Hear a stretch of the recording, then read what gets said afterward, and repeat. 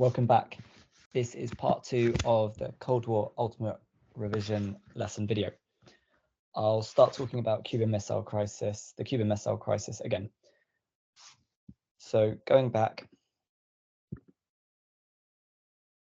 there'd been a Bay of Pigs invasion. These were Cuban exiles who were trying to take Castro down and trying to retake power from Fidel Castro. And there was clear evidence that they had been backed by the American CIA. So Fidel Castro does not like America. He's worried that America will try to launch another invasion. And so he turns to help from the Soviet Union. And the Soviet Union agree to help Cuba. They're going to buy Cuban sugar. And in return, the Soviet Union will ask Cuba to place nuclear weapons on the island of Cuba. And obviously that would be a big threat to the USA, because as you can see from the map, Cuba is very close to the USA. America finds out about these missiles being placed.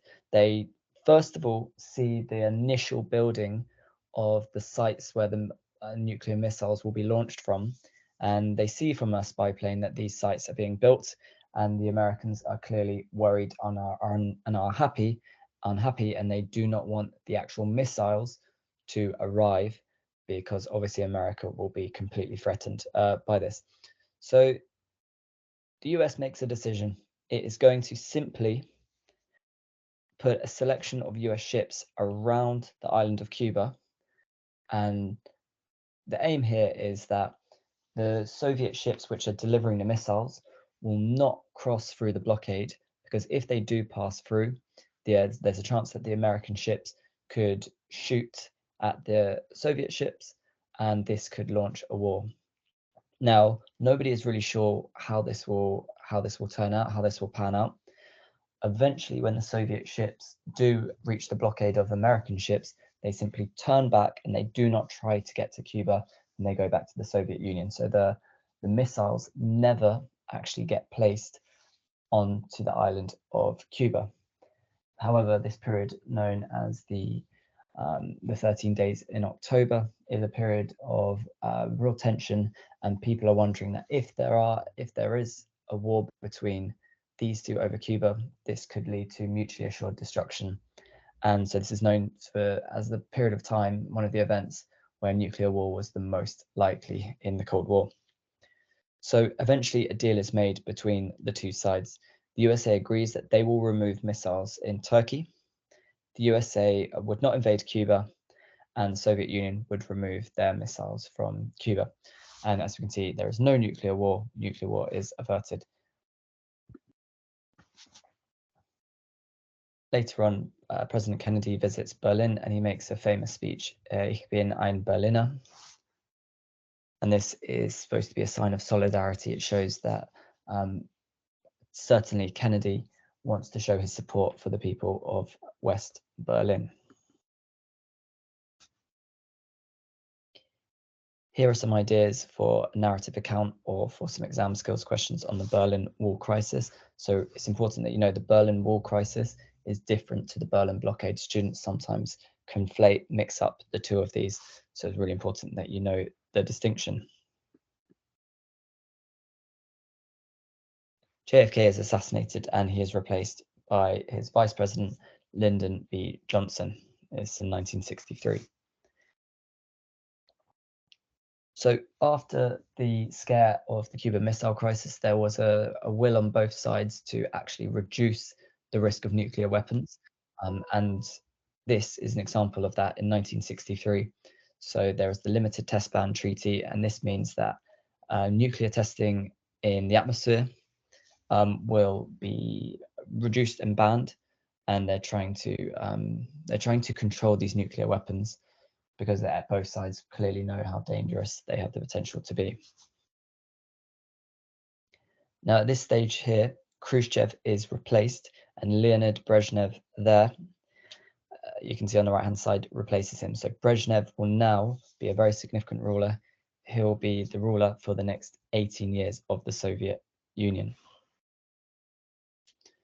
So once again, this could be a classic question that comes up. They could ask you a narrative account on the Cuban Missile Crisis, or they could ask you to explain its importance or its the main significance or consequences from it. So you can see that's on the board on the screen for you to look at. This isn't a huge part of the course, but it's also important that you know that the US in this period is involved in the Vietnam War, and very simply, the US here are trying to stop the spread of communism in Vietnam, and they're sending in soldiers in order to stop the spread of communism. And as you can see, they have nearly 500,000 troops in Vietnam by 1966. This war, by the way, does not go well for the USA. Eventually, they're forced to leave, and communism does actually spread to Vietnam in the end. We've got two other examples of treaties between the USA and the Soviet Union in the Outer Space Treaty in 1967 and the Nuclear Non-Proliferation Treaty as well. Okay, so the example of Czechoslovakia is very similar to Hungary in 1956. So this is what happened. In January 1968, there was a Czech leader who came in, and he's called Dubček. Now, he became the leader and he wanted to make reforms. Now, remember, Czechoslovakia, since the end of the Second World War, had been a communist country, and the communist government was backed very closely by the Soviet Union. But this move that Dubček made to try and make reforms, he wanted to make reforms that would turn slightly away from communism, and the Soviet Union were clearly unhappy with this. So what happens is the Soviet Union, once again, they send in their army to Czechoslovakia. They replaced Dubček with a leader called Husek, and Dubček was taken away to Moscow. So Brezhnev has clearly shown, a bit like Khrushchev before, that the Soviet Union will not tolerate any communist countries turning away from communism. And so that idea that they're not going to allow communist countries to make any potentially capitalist changes or to maybe improve their relationship with the USA, that policy becomes known as the Brezhnev Doctrine.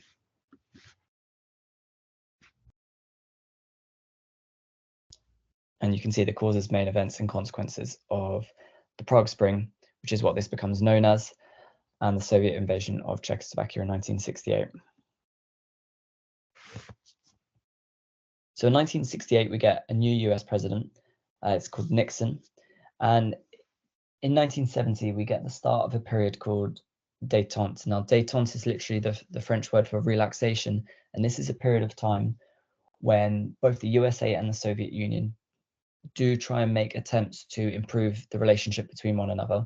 And the SALT I negotiations are a key example of that.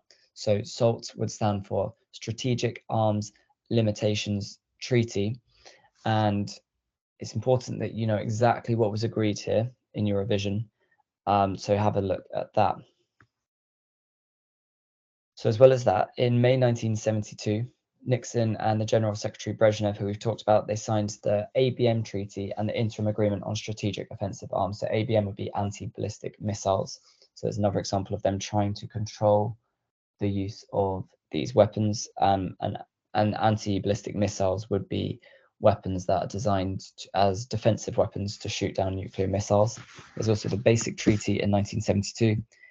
And this is between West and East Germany, and they are actually going to officially recognize one another. Because remember, if Germany had been split before, and there was sometimes this belief that it wouldn't be forever, it would just be a temporary thing, and that both sides would eventually defeat the other side. But in 1972, they're both just saying, look, we accept that we are separate countries, and that is absolutely fine. And they both eventually will join the UN as well. Another example of both sides trying to improve their relationships with one another is the Helsinki Accords in 1975. This is not just the USA and the Soviet Union, but they are the two main countries. So Canada is also involved, in 33 European states. And the basic agreement here is that you cannot simply invade another country. The frontiers, the borders that they have in place should be sacred, and you can't just go and invade another country. They're trying to work on having peaceful interactions in the future, and they're also going to try and cooperate a lot more with one another in terms of humanitarian issues, economics, as well as science. There's another situation in 1975. This in space. There's the Apollo-Soyuz space link-up. This was an event that was broadcast live on global television. 2 Soviet cosmonauts entered the Apollo spacecraft, which was an American spacecraft. They shook hands with the waiting US astronauts. And as you can see in the picture, it all looks very civil. And this is a sign that the USA and the Soviet Union are prepared to work more closely with one another, especially in terms of science and space travel as well. So we've had a period of 9 years where the relationship has improved between the two sides. And remember, we call this détente, meaning relaxation in French. However, that starts to change in 1979. 1979 is quite a pivotal year in terms of the relationship, and it's going to turn sour again. So remember looking at a map that the Soviet Union included lots of places in Central Asia. So I always think of them as being the stans: Kazakhstan, Tajikistan, Kyrgyzstan, Turkmenistan. And the Soviet Union had a significant Muslim population in Central Asia. So the Soviet Union was always really, really worried about what was going on in maybe some other Muslim countries, especially in Central Asia, because they're worried that if there's instability in that region, that maybe some of these Muslim populations that were part of the Soviet Union might actually want to separate, get their independence from the Soviet Union, but also could stir up some trouble. So when in 1979 there was a revolution in Iran where the monarchy was replaced by an Islamic republic, the Soviet Union was slightly worried about some of this instability. And they're worried that this could spread into Afghanistan. So Afghanistan was one of the stans, but it was not part of the Soviet Union. So in 1979, in order to gain some more control in the region, the Soviet Union invades Afghanistan. However, the Soviet Union very quickly found that they could not control Afghanistan, and an Islamic group of fighters called the Mujahideen were very, very effective at attacking the Soviet Union. And as I say, the Soviet Union could never really got full control of Afghanistan. And this war will go on for the next 10 years or so. Now, in this period as well, the US do not want to fight the Soviet Union directly. However, they were providing weapons and guns and funding to the Islamic Mujahideen forces. So as a result of this, some of the agreements that they were in the process of deciding upon were ended. So for example, the SALT II talks, which were going to build on SALT I, they end in failure. They just give up. They say, well, okay, we're not going to carry on with this. Also, the 1980 Olympics were in Moscow, and the US simply boycotted it. There were no US athletes at this Olympics. So you can see here, détente could be a question. So you'd have to look at the causes, main events, and the consequences of it. You can see those on the screen. So one of the main pro-communist groups in Poland was a group called, pro-capitalist groups in Poland was called the Solidarity Movement. So this is a group of people who do not like communism, and they want Poland to become a bit more like the countries of Western Europe and the USA. So this movement is called Solidarity. Now, in reaction to this, in Poland, martial law was declared. Martial law is usually what you have in a period of war or where there's a load, like an emergency. So it'd be similar to the Germany course when there's a state of emergency. And with martial law, the police and the army have loads of extra power. So essentially they can just go and arrest people without proper evidence. And basically the government and the state have take away people's basic freedoms. And it's usually known for being a time of quite a lot of violence from the authorities, and certainly people just being arrested without any clear rationale reason. So the Solidarity movement is emerging, it's becoming stronger. However, they are being treated quite harshly by the authorities in Poland, who do not like this anti-communist group. So in the US in 1980, we get a new president who's called Ronald Reagan. Now, he wants to be really tough on communism. That's one of the ways that he's won the election in the US. He's won it by going around saying, I will be really tough on the Soviet Union and communism, vote for me. And he gets voted in. So one of the first things he does is he introduces a hugely optimistic and ambitious scheme called the SDI, the Strategic Defense Initiative. It gets the nickname Star Wars.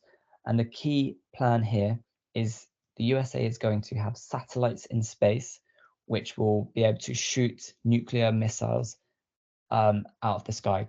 So essentially, if there's any missile that's being launched on the USA, the SDI system should be able to shoot it out the sky and destroy the missile before it becomes a threat to the USA. They're also going to be using Pershing and cruise missiles, and they're going to place them in West Europe. So Ronald Reagan, after détente, the period of closer relationships between the two sides, he completely ends this, and he, if anything, is being even more gung-ho in attacking with his policies. So the next Olympics are in 1984. This time they're in LA, and the Soviet Union this time boycotts them. Causes, main events, and consequences of the Soviet invasion of Afghanistan are on your screen.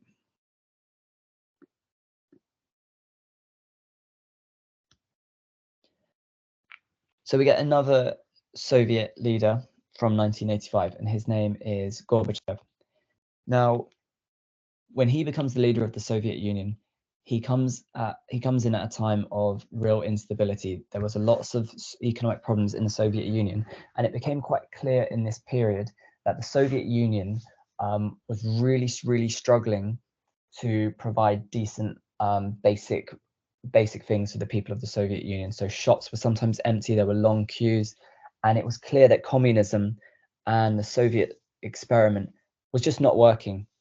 So, and it was also clear that the Soviet Union definitely could not keep up with the USA in terms of stuff like the Star Wars program that Ronald Reagan had put into place. So Gorbachev is in a difficult position when he becomes the leader, and he realizes that if he just carries on as it is, if everything just carries on as normal, things are going to get even worse. So he comes in and he realizes that maybe the Soviet Union should change, and he does make some reforms. So the first thing he does is introduce this idea of glasnost.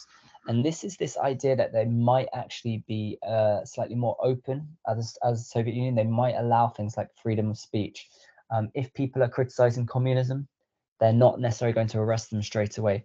They're trying to give the Soviet people a few more freedoms. In terms of the economy as well, the idea of perestroika is this idea that they will actually allow some capitalist ideas. So what they're doing, what Gorbachev is saying, is that in the Soviet system, they might actually be able to copy some of the ideas that countries like the USA had. So they're going to allow a bit more freedom of speech, and they are going to allow some private enterprise. So I'll give you an example. They might encourage some people to open their own businesses, and they won't completely be controlled by the state.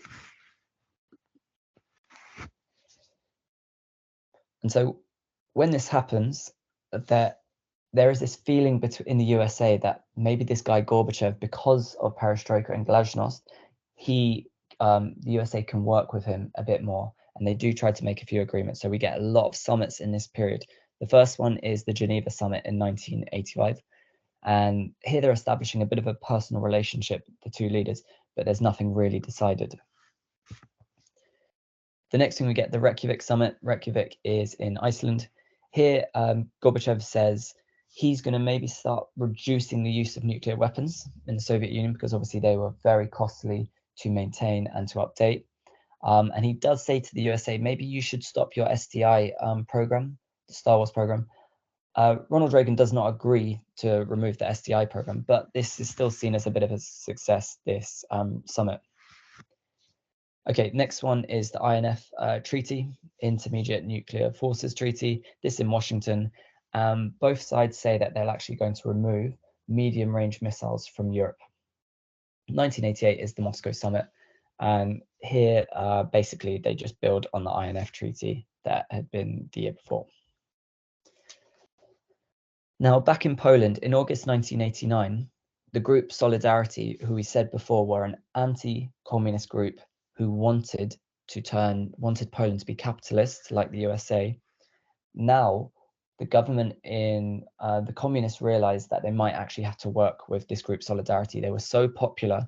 And what happens is the communists actually enter into talks with the anti-communist group Solidarity, whereas before they'd simply just arrested them and tried to attack them. Now they're actually having to work with them a bit more. And they actually agree that they will have competitive elections held, and it doesn't surprise anyone that a non-communist government is voted in.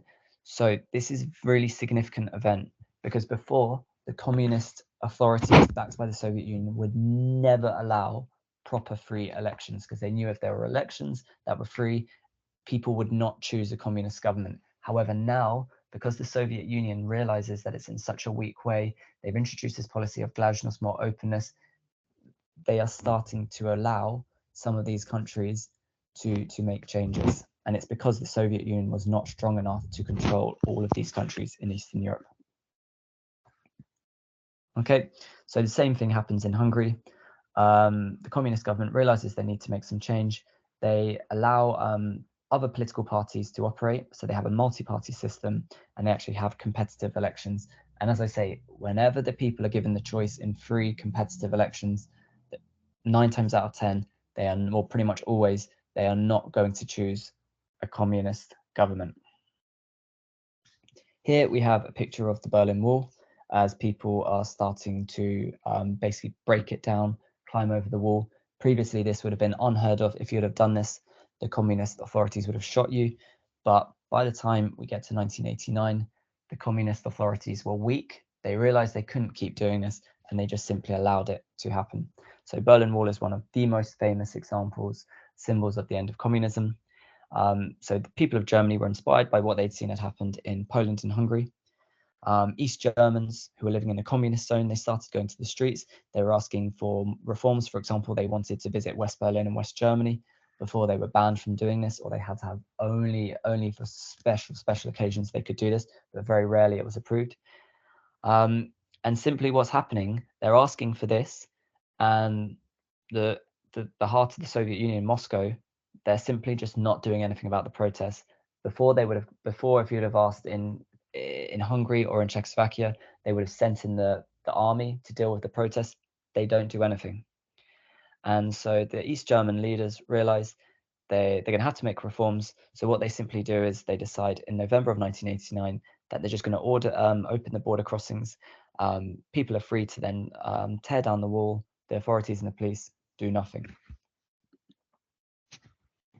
In Czechoslovakia, it becomes known as the Velvet Revolution.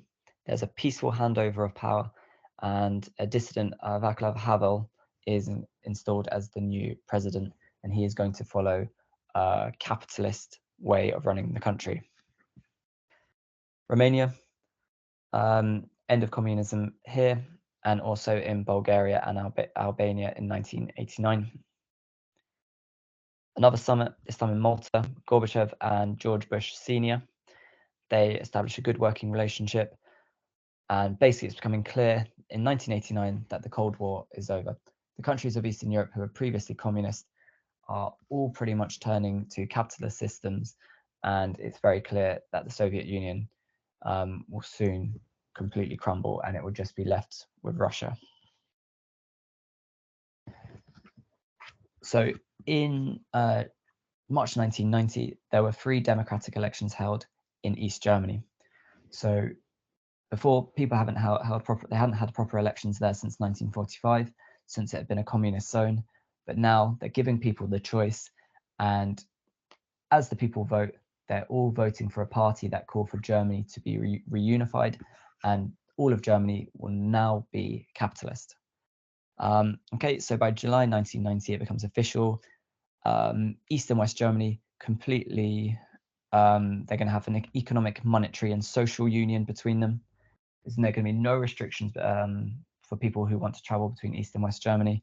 And by October 1990, they officially become one country. It's just Germany, and it's going to be a communist, capitalist country. The military alliance that they had, the Warsaw Pact, gets dissolved in 1991. And by 1991, pretty much all communist governments had gone in Eastern Europe. But do you remember the old equivalent of the old Russian Empire, the Soviet Union? This still remained. However, the last few countries from the Soviet Union now start to leave. So Georgia leaves in April 1991. Latvia, Lithuania, and Estonia leave in 1991. In August 1991, there's a coup. Some people who are unhappy what Gorbachev, they think Gorbachev is a complete failure. They think he's completely allowed the end of the Soviet Union. So there's a coup against him. They're trying to get rid of Gorbachev. And eventually, by August 1991, Ukraine has declared independence. And then also the Central Asian republics that I talked about before, the stans, I call them. Okay, and so pretty much by the 8th of December 1991, all of those countries that were part of the Soviet Union had been largely controlled by Russia.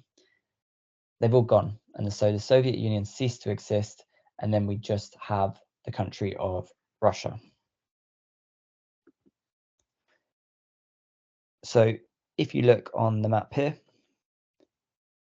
you can see the Russian Federation is just what we call Russia today, but all of the countries like Estonia, Latvia, Lithuania, Belarus, Ukraine, Moldova, Romania, Bulgaria, Hungary, Czechoslovakia, which is now the Czech Republic and Slovakia, Poland, East Germany, and going into as well Albania as well.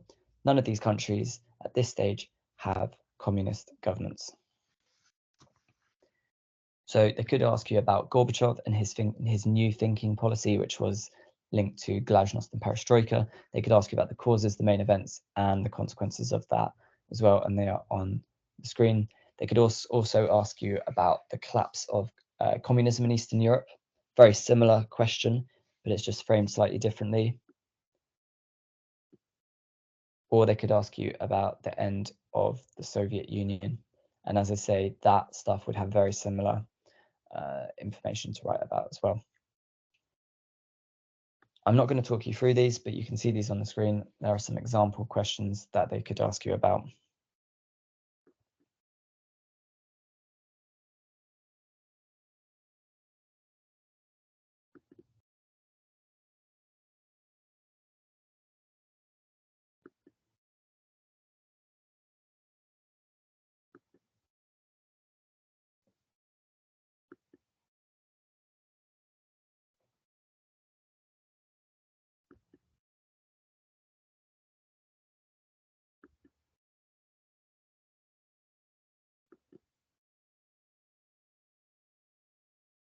Okay, I hope you found that useful. Just remember, you will need to revise these events in more detail.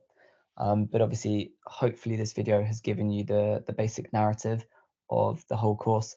But as I say, go back and definitely do more revision for each of these events. Make sure you know killer facts for each event, also the main events, the causes, and the consequences. All right, I hope you've enjoyed. Take care. Bye-bye.